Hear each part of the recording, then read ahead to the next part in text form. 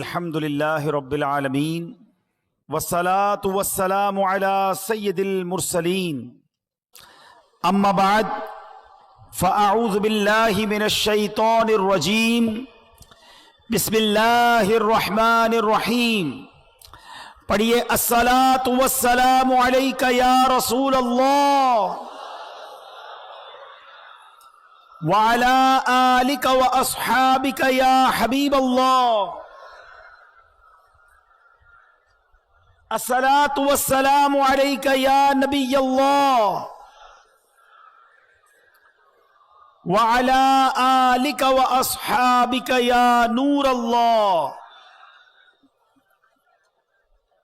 میرے پیارے اسلامی بھائیوں اور مدنی چینل کے ناظرین، شب برات یہ مغفرت کی رات ہے، یہ رات بخشش کی رات ہے۔ احادیث میں یہ مضمون ملتا ہے کہ اس رات قبیلہ بنو کلب کی بکریوں کے بالوں کی تعداد کے مطابق گناہگار جہنم سے آزاد کر دیے جائیں گے۔ کس کا مطلب یہ ہوا کہ کروڑ لوگ بخشے جائیں گے۔ لیکن یہ رات ہمیں آخرت کی یاد بھی دلاتی ہے، کیونکہ یہ فیصلوں کی رات ہے، یہ رات بڑی نازک ڈیسیشنز کی رات ہے۔ اس رات فرشتوں کو اگلے سال کے ہمارے معاملات سپرد کر دیے جاتے ہیں۔ اس رات یہ لکھا جاتا ہے کہ آئندہ سال کس کو موت آنی ہے، آئندہ سال میں کون پیدا ہوگا، کس کو کتنا رزق دیا جائے گا، کون اس سال حج کو جائے گا۔ اتنی نازک رات ہے، ہمیں نہیں پتا ہمارے بارے میں اس رات کیا فیصلہ ہو رہا ہے۔ ہم اپنے رب کریم سے دعا تو کرتے ہیں کہ اے اللہ ہمارے رزق میں برکت کی رات بنا دے، یہ سال ہمارے لیے مدینے حاضری کا سال بنا دے، یہ سال عافیت، خیر اور پریشانیوں سے دوری والا سال بنا دے۔ مگر اس رات قبرستان نبی پاک تشریف لے گئے تھے نا، تو مسلمانوں کو اس رات قبرستان بھی جانا چاہیے، مگر رات ہمیں اپنی موت کی بھی یاد دلاتی ہے۔ غنیت الطالبین شیخ عبد القادر جیلانی غوث اعظم کی کتاب، اس میں کچھ اس طرح کے جملے ہیں کہ کچھ لوگ وہ ہوتے ہیں کہ جن کے کفن دھل کر تیار ہوتے ہیں مگر وہ بازاروں میں گھوم رہے ہوتے ہیں، کچھ لوگ اپنا گھر بنا رہے ہوتے ہیں مگر ان کی قبریں خود کر تیار ہو گئی ہوتی ہیں، کسی کی موت کا وقت قریب آ چکا ہوتا ہے اور وہ ہنسی مذاق میں مصروف ہوتا ہے۔ ہم میں سے کوئی یہ نہیں جانتا کہ کب دنیا سے جانا ہو جائے۔ آج قبرستان بھی جاتے ہیں، جنازوں میں بھی جاتے ہیں، مگر اپنی موت یاد نہیں آتی۔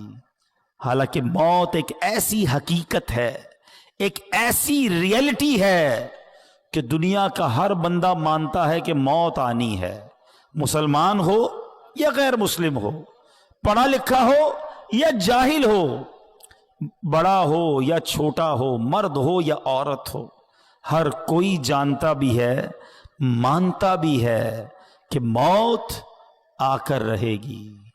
عربی کا مقولہ ہے نا، الموت قدح کل نفس شاربوہا، موت ایک ایسا جام ہے جو ہر زیرو نے پینا ہے۔ الموت باب کل نفس داخلوہا، موت ایک ایسا دروازہ ہے جس سے ہر کسی کو گزرنا ہے، ہم سب کو مرنا ہے، کوئی موت سے بچ نہیں سکے گا۔ مگر آج رات یہ طے کرنا ہے کہ ہم نے موت کی تیاری کتنی کی ہے، ہم نے اپنی آخرت کی تیاری کتنی کی ہے۔ آئیے میں آپ کو ایک عبرتناک، دل کے تاروں کو ہلا دینے والا واقعہ سناتا ہوں۔ جلیل القدر تابعی ہیں حضرت سیدنا حسن بصری رحمت اللہ تعالی علیہ، اپنے گھر کے دروازے پر آپ کھڑے ہوئے تھے تو وہاں سے ایک جنازہ نکلا، تو آپ بھی اٹھ کھڑے ہوئے، چل دیے۔ آپ نے دیکھا کہ جنازے کے ساتھ ایک چھوٹی بچی زارو کتار روتے روتے جنازے کے ساتھ جا رہی ہے اور کہہ رہی ہے بابا جان आज मुझ पर वो वक्त आया कि पहले कभी ना आया था। हजरत सैयदना हसन बसरी रहमतुल्लाहि तआला अलैह ने जब ये दर्द भरी आवाज सुनी तो बेकरार हो गए, अश्कबार हो गए और यतीम बच्ची के सर पर हाथ फेरते हुए फरमाया, बेटी तुम पर नहीं बल्कि तुम्हारे मरहूम बाबा जान पर वो वक्त आया है कि आज से पहले कभी नहीं आया था। दूसरे दिन आपने उसी छोटी बच्ची को देखा कि आंसू बहाती कब्रिस्तान की तरफ जा रही है।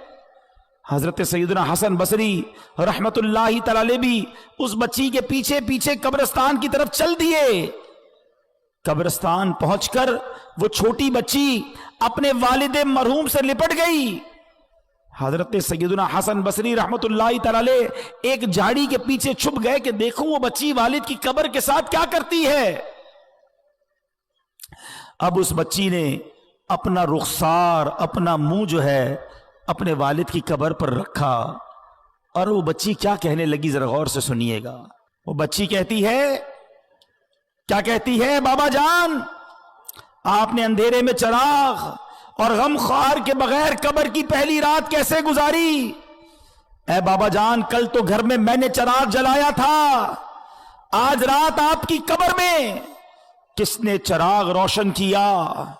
ऐ बाबा जान कल रात अंधेरे में घर के अंदर मैंने आपके लिए बिछौना बिछाया था, बिस्तर बिछाया था, आज रात आपका बिछौना किसने बिछाया होगा। ऐ बाबा जान कल रात घर के अंदर मैंने आपके हाथ पैर दबाए थे, आज कब्र में हाथ पांव किसने दबाए होंगे। ऐ बाबा जान कल मैंने आपको पानी पेश किया था, आज कब्र में आपको प्यास लगी होगी तो किसने पानी दिया।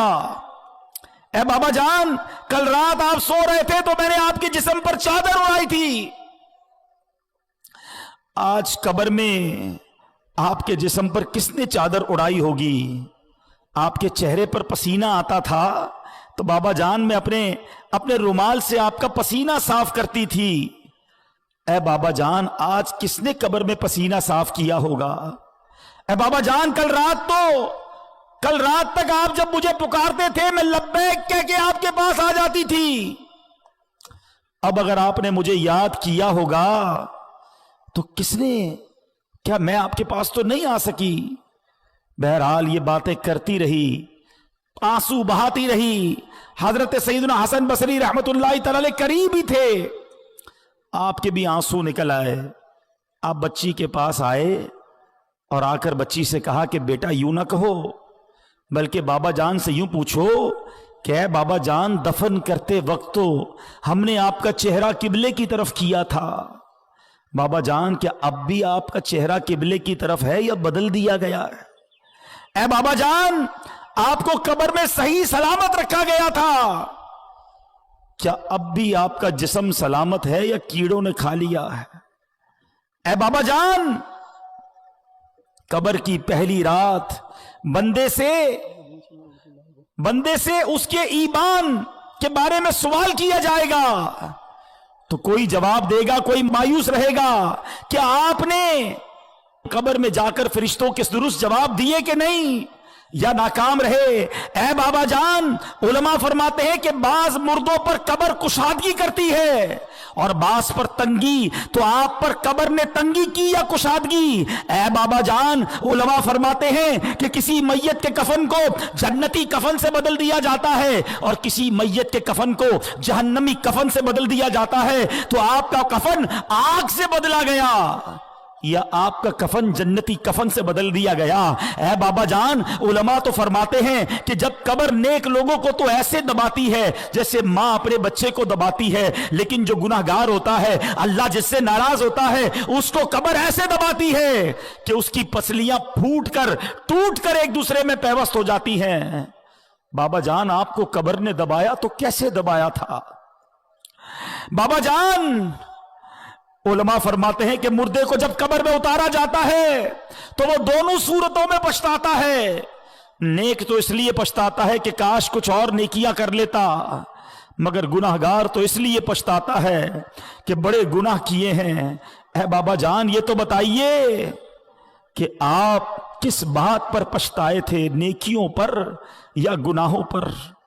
اے بابا جان آپ تو مجھ سے ایسے جدا ہو گئے کہ قیامت تک دوبارہ نہیں مل سکتے. اے خدائے رحمان قیامت کے میدان میں مجھے اپنے بابا جان کی ملاقات سے محروم نہ کرنا. وہ بچی روتی ہوئی اپنے گھر کو واپس چلی گئی. اے میرے پیارے اسلامی بھائیوں، مدنی چینل کے ناظرین، ہم سب نے جانا ہے آنکھیں رو رو کے سو جانے والے، جانے والے نہیں آنے والے. کوئی دل میں یہ سرا اوجڑ ہے، ارے او چھاؤنی چھانے والے. اے میرے پیارے اسلامی بھائیوں یاد رکھیے، قبرستان میں تو ہم جاتے ہیں، ہمیں قبریں ایک جیسی نظر آتی ہیں. بنگلہ دیش میں ہو، پاکستان میں ہو، یورپ میں ہو، کہیں بھی جائیں امیروں کی سوسائٹی الگ ہوتی ہے، غریبوں کے علاقے الگ ہوتے ہیں.